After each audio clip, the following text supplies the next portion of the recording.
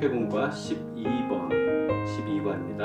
살려주시는 하나님 함께 나누도록 하겠습니다. 먼저 기도드리겠습니다. 하나님 아버지, 저희들을 부르시고 속회를 섬길 수 있도록 도우시니 감사합니다.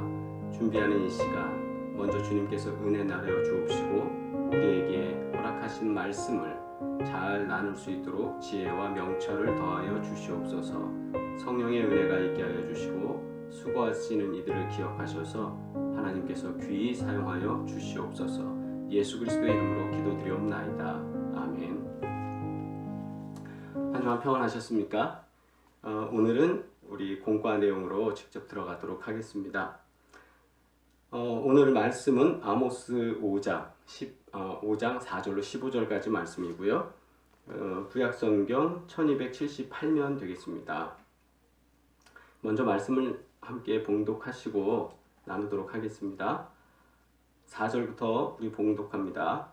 여호와께서 이스라엘 족속에게 이와 같이 말씀하시기를 너희는 나를 찾으라 그리하면 살리라. 베델을 찾지 말며 길갈로 들어가지 말며 브엘세바로도 나아가지 말라. 길갈은 반드시 사로잡히겠고 베델은 비참하게 될 것임이라 하셨나니 너희는 여호와를 찾으라 그리하면 살리라. 그렇지 않으면 그가 불같이 요셉의 집에 임하여 멸하시리니 베델에서 그 불들을 끌 자가 없으리라.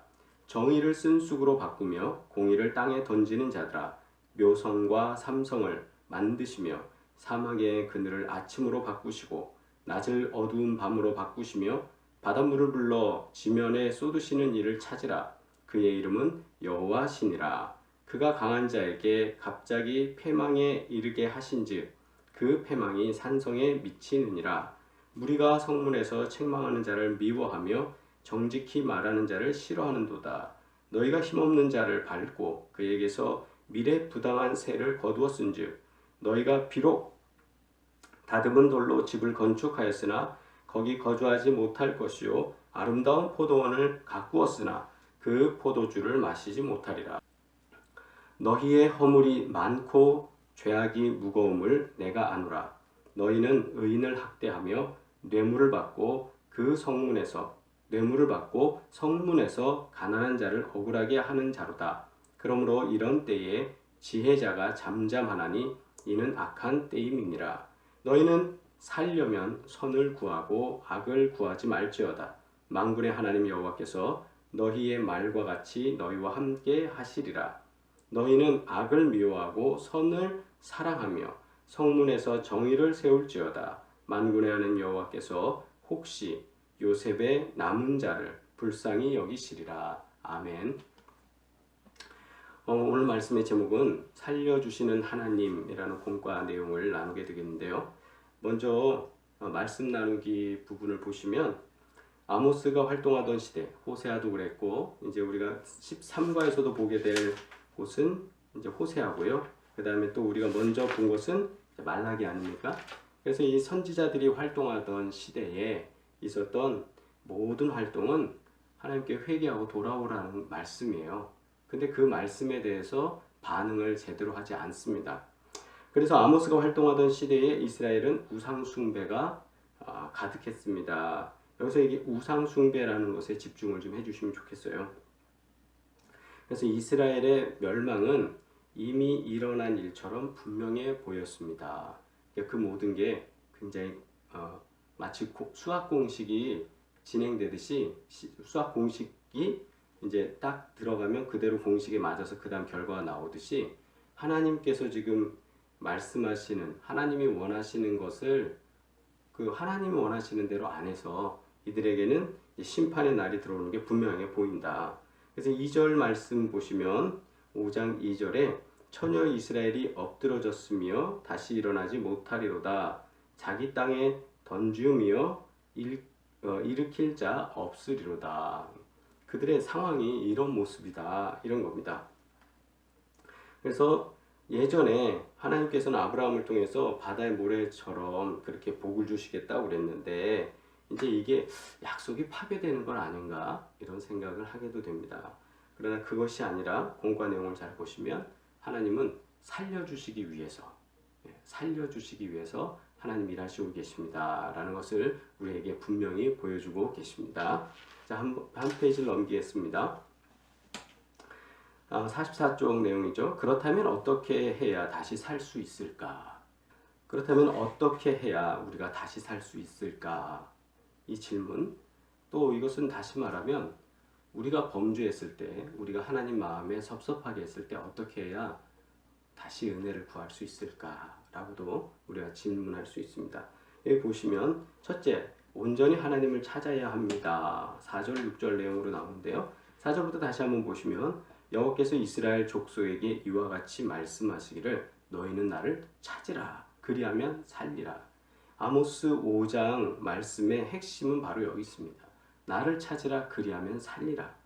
그런데 여러분 주변에 속도원들이나 또는 이제 시험을 당해서 어려움을 갖고 있는 자기의 어떤 실수, 자기의 죄악, 자기의 범죄 때문에 어려움을 겪고 있는 분들 보면 하나같이 공통점이 있습니다. 저 사람 기도하면 될 텐데, 기도하면 좋은데 라는 주변의 사람들 이야기에 귀 기울이지 않습니다. 회개해야 될 것 같은데 회개하지 않습니다. 마치 이스라엘 민족이 했던 과거에 있었던 모습과 똑같고요. 그리고 이게 남한테 얘기하지 말고 자기한테 얘기하자면 저도 어려서 교회를 한동안 시험에 들어서 다니지 않을 때가 있었어요. 그때 드는 생각은 그거예요. 내가 가야 되는데 하면서도 그 마음이 그렇지 않죠. 예. 나를 찾으라. 그리하면 살리라. 하나님을 찾으면 된다고 분명히 말씀하셨는데 그걸 하지 않는 게 우리 인간이에요. 근데 그때 당시에도 이스라엘 족속이 이랬습니다. 그런데 5절 보시면 베델을 찾지 말며 길갈로 들어가지 말며 브엘세바라도 가지 말라. 아니 성경 읽을 때 보면 베델, 길갈, 브엘세바 우리 많이 듣던 데 아니에요? 베델이라는 곳이 어디냐면 여러분 보시기 편하게 이제 이런 자료 하나를 가져왔는데요. 베델은 이렇게 쭉 해서 여기가 이제 예루살렘입니다. 예루살렘으로 좀 더 올라가서 여기 베델이에요. 베델이 어떤 장소입니까? 야곱이 하나님을 만난 곳이잖아요. 그래서 거기서 하나님의 집 해서 베델이라고 그랬단 말이에요. 그 다음에 길갈이라는 곳, 길갈은 이제 정확하게 어디다 찍지 못하지만 보통 성경학자들은 여리고 들어가기 직전 요 옆에 거기가 이제 길갈. 여기가 느보산이었고 이렇게 들어와서 여리고로 해서 아이성으로 해서 이렇게 올라와서 이제 위아래로 산악 지역에서 이제 여호수아의 군대가 땅을 정복해 나갔습니다. 근데 베델은 이미 그 전부터 야곱과 하나님이 만나던 곳이고 길갈에서도 이스라엘 백성들이 하나님을 경험한 곳이고 또 한 군데 브엘세바라는 곳이 있어요. 브엘세바는 이스라엘 민족의 가장 어떤 핵심적인 축복의 시작인 아브라함과 관련된 곳이에요. 그러니까 사람들 생각에는 이렇죠. 베델을 가서 또 길갈 또 브엘세바 어떻게 보면 겉으로 보면 피신할 곳 같기도 해요. 그러나 여기에 또 하나는 하나님께 예배드리던 장소이기도 했어요. 그런데 또 하나 이 당시에는 어떤 곳이냐면 여기가 바로 우상 숭배가 또 굉장히 강하게 되던 곳이에요. 그래서 다시 말하면 너희들이 위험이 왔다고 했을 때에 너희들 인생에 어려움이 왔을 때에 너희들이 이 베델이라는 곳에 가서 신상을 섬기고 제사를 지내면 될 것 같고 브엘세바라는 곳에 가면 뭔가 도움이 올 것 같고 길갈로 피하면 너희들에게 뭐가 될 것 같은데 그거 아니다. 나를 찾으라. 그런데 이 말씀을 다시 한번 보시면 첫째 온전히 하나님을 찾아야 합니다 이랬는데 이 세 군데 공통점이 또 뭔 것 같습니까? 저는 이렇게 봅니다. 과거에 있었던 경험, 과거의 어떤 영적인 은혜, 예를 들자면 이거예요. 소시적, 내가 왕년에 이런 사람이었는데 그때 하나님 나한테 이렇게 도와주셨다고 그런 분들 있어요. 그런데 그럼 하나님 지금은 왜 잠잠하셔? 이유가 뭘까요? 지금 하나님을 찾으시라는 거예요. 지금 하나님을 찾으세요. 이 이스라엘 백성들이 하나님을 안 찾은 건 아니에요. 근데 바르지 않은 방법으로 찾았고 옛날에 하나님에 대해서만 그냥 기억하고 있는 거예요. 오늘날 우리가 믿음 생활 한다고 하면서도 자꾸 과거, 소시적, 옛날, 그때 하나님 아니라는 거예요. 그래서 여기 말씀 보시면 이제 하나님을 찾는다는 것은 하나님의 백성으로서 하나님을 사랑하고 섬기며 말씀대로 산다는 것을 의미합니다. 베델, 길갈, 부엘세바는 원래 거룩한 성지였지만 우상의 숭배지가 되었기에 돌이켜야 했습니다. 사람들은 거기 가면 뭐가 될 줄 안 거죠. 그러나 거기 가면 되는 게 아니라 하나님께로 와야 된다는 거예요. 할렐루야. 하나님께로 오시길 바래요. 그래서 우리는 여기서 끝까지 기다리시면서 한 영혼이라도 구원 얻기를 바라시는 하나님의 사랑과 자비와 긍휼을 발견하게 됩니다. 그리고 이것은 요한복음 14장 6절에 나는 길이요 진리요 생명이다 라고 말씀하시면서 말씀하셨던 예수 그리스도를 통해 영원한 생명을 누리게 됩니다. 아멘. 그러므로 우리는 이 말은 다시 말씀하면 우리가 요즘은 하나님을 안 찾고 무엇을 찾을까요? 인터넷에서 검색을 하고 어떤 이들은 신앙생활 하면서도 점집에 가서 미래의 예측을 받으려고 하고 수많은 자기만의 우상 또는 자기만의 어떤 신념, 자기만의 신학적인 뭔가를 가지고 살려고 하는 사람들이 많은데 성경은 적어도 아모스를 통해서 우리들에게 주셨던 말씀 뭐였냐면 그것이 아니라 하나님께로 와라. 하나님께로 오시길 주의 이름으로 축복합니다. 왜냐하면 여러분 길갈은 반드시 사로잡히겠고 길갈이 이제 아수르가 들어올 때 패망할 때 무너집니다. 베델 마찬가지입니다.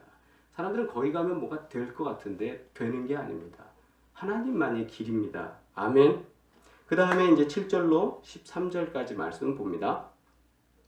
7절로 13절에는 내용이 이렇습니다. 정의를 순수으로 바꾸며 공의를 땅에 던지는 자들아 묘성과 삼성을 만드시며 정의를 순수으로 바꾸며 공의를 땅에 던지는 이 말은 다시 말하면 정의가 무너지고 공의가 없어졌다. 너희들이 그렇게 했다. 그래서 이것이 내용이 13절까지 연결되는데 8절에 보면 묘성과 삼성을 만드시며 사망의 그늘을 아침으로 바꾸시고 낮을 어둠 밤으로 바꾸시며 바닷물을 불러 지면에 쏟으시는 이를 찾으라. 이런 분이 어떤 분이시냐? 이 묘성이라는 거는 이제 별의 무리들을 말하고 삼성은 이제 또 세 가지 별도 있다고 그러지만 또 이 말의 한편은 어리석음이라는 뜻이 있대요. 그래서 별무리도 어리석게도 만들고 사망의 그늘을 아침으로 바꾸고 낮을 밤으로도 바꾸고 이 일 시간이 지나고 우주의 천체와 모든 것 은하계와 모든 별들과 그 질서와 모든 일들을 할 수 있는 분이 누구냐? 누굽니까? 하나님이시다. 그래서 그의 이름은 여호와시니라. 그러니까 누굴 찾아야 되냐? 지금 권력의 중심에 있는 그 사람이냐? 군사력의 가장 핵심적인 키를 갖고 있는 사람이냐? 아니다. 하나님을 찾으라. 아멘. 그래서 그가 강한 자에게 갑자기 패망에 이르게 하신즉 그 패망이 산성에 미치느니라. 산성에 미치느니라. 예루살렘 성을 말하기도 하고요. 또 10절에 무리가 백성 성문에서 책망하는 자를 미워하며 정직히 말하는 자를 싫어하는도다. 이 사람들이 이상해요. 정직히 말하는 자를 싫어해요. 악한 시대가 되면. 예전에 그래서 무슨 이런저런 역사적 굴곡의 많은 상황 속에서도 우리나라 역사에도 보십시오. 정직한 말을 하고 의로운 길 하는 사람이 항상 어려움 당했잖아요. 그런 거예요. 그리고 너희가 힘없는 자를 밟고 그에게서 미래 부당한 세로 아니 좀 권세 있는 사람들이 힘없는 사람들을 통제, 억압하고 미래 어떤 세금을 거둘 때 부당하게 세금을 더 책정해서 받고 말입니다. 그리고 너희는 다듬은 돌로 집을 그냥 돌을 이렇게 가져오는 게 아니라 돌을 깎고요. 거기에 문양을 내고 새기고 이런 것들 행동하는 거예요. 그럼 어떤 사람입니까? 이런 사람들? 돈 많은 재력가죠.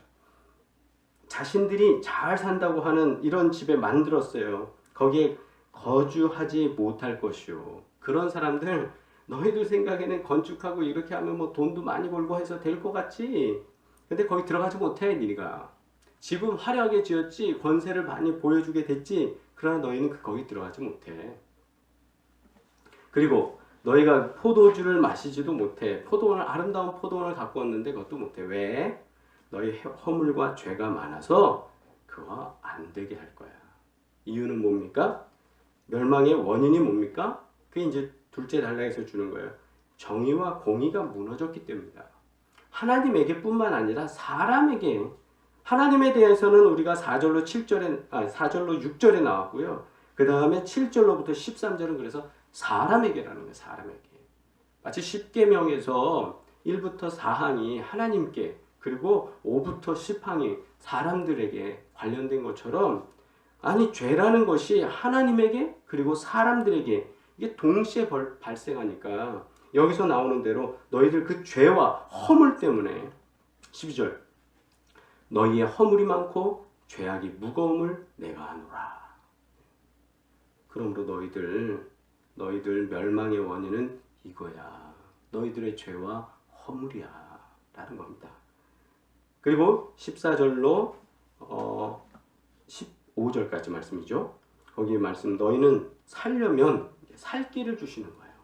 그래서 셋째, 선을 구하고 사랑해야 합니다. 이런데 핵심적 오늘 이게 본문의 제목이 뭐냐면 살려주시는 하나님이에요. 그러니까 뭐냐면 그럼 너희들 그 죄가 이거야. 하나님에 대한 죄가 이거야. 사람들에 대한 죄가 이거야. 그렇게 끝나는 게 아니라 그리고 너희가 살려면 너희에게 살 길을 준다. 살려면 뭐냐? 선을 구하고 악을 구하지 말지어다. 만군의 하나님 여호와께서 너희의 말과 같이 너희와 함께 하시리라. 사람들이 말은 잘해. 임마누엘 말은 잘해. 근데 진짜 너희가 하나님과 함께 하냐? 너희가 믿음 생활로 모여서 기도하고 간구하는데 정말 함께 하냐? 그럼 공의와 정의가 너희와 함께 하는 거야 라는 뜻이죠. 그 다음에 15절 너희는 악을 미워하고 선을 사랑하며 성문에서 정의를 세울지어다. 성문이 재판하는 곳이에요. 재판하는 곳에서 정의가 세워져야 모든 게 제대로 돌아갈 거 아니냐. 만군의 하나님 여호와께서 혹시 요셉의 남은 자를 불쌍히 여기시리라. 만군의 여호와께서 너희가 이렇게 할 때 다시 불쌍히 여기시고 살려주실 것이다 라는 말씀 뉘앙스로 던지는 겁니다. 그래서 오늘 말씀의 대로 선을 구하고 사랑해야 살 수 있습니다. 본문 내용들을 이렇게 해서 살펴보시면 되겠고요. 멸망의 길에서 다시 살아나기 위해서는 온전히 하나님을 찾아야 합니다. 하나님께서 미워하시는 악에서 떠나 선을 행해야 합니다. 정의와 공의를 추구하며 이것을 일상생활 가운데 힘써 구현해야 합니다. 하나님을 더욱 의지하고 그분이 주시는 능력에 힘입어 우리에게 주어진 믿음의 선한 싸움을 싸워야 합니다. 이렇게 돼서 공과 내용이 진행됩니다. 다시 한번 정리하시면 이렇습니다. 먼저 공과 내용도 공과 내용이지만 설교도 가능한 말씀이잖아요. 뭐냐면 우리의 인생이 어떻습니까? 우리는 하나님 앞에서 죄를 지은 거예요.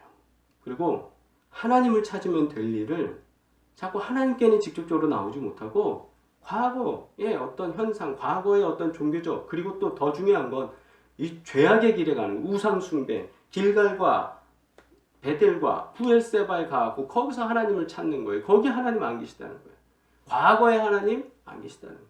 오늘의 하나님이세요. 아멘. 오늘의 하나님이세요. 그리고 멸망의 원인을 좀 우리가 알아야 되는데 이 멸망의 원인이 하나님 말씀 아모스서에서의 멸망의 원인 공의와 정의가 행해지지 않는 것. 즉 사람을 사랑하지 않는 것. 사람을 사랑해서 사람을 숭배하라는 게 아니라 하나님 사랑, 이웃 사랑이다. 여기에서 정의와 공의가 나옵니다. 그래서 이런 이유로 너희가 멸망할 것인데 너희가 살 길은 있다. 살려면 14절에 살려면 어떻게 하라고 그랬습니까? 선을 구하고 악을 구하지 말라. 말로만 임마누엘 하지 말아라. 오직 주님과 함께 살아라. 주님과 함께 동행해라. 이 말씀 기억하면서 오늘도 우리 믿음의 식구들이 선한 싸움으로 승리하시기를 주의 이름으로 축복합니다. 기도하겠습니다. 거룩하신 아버지 하나님, 살려주시는 하나님 말씀을 은혜로 나누었습니다. 공과를 진행하고 또 함께 하나님의 은혜를 나눌 때에 주께서 주시는 큰 복과 위로가 있게 하여 주시고, 특별히 우리 인생 가운데 있는 하나님 앞에서의 선하지 못한 것, 그리고 하나님을 구하지 못하고 찾지 못했던 삶, 그리고 과거에 들어가서 과거에서의 헤매며 과거 것으로만 만족하는 미련한 삶을 떨쳐버리게 하시고, 주님 은혜 앞에 나와서 주님 사랑하고 이웃을 사랑하며 하나님의 영광 드러낼 수 있도록 우리 삶을 주관하여 주시옵소서. 감사하며 예수 그리스도의 이름으로 기도하옵나이다. 아멘. 네, 다음 시간에 뵙겠습니다. 평안하시기 바랍니다.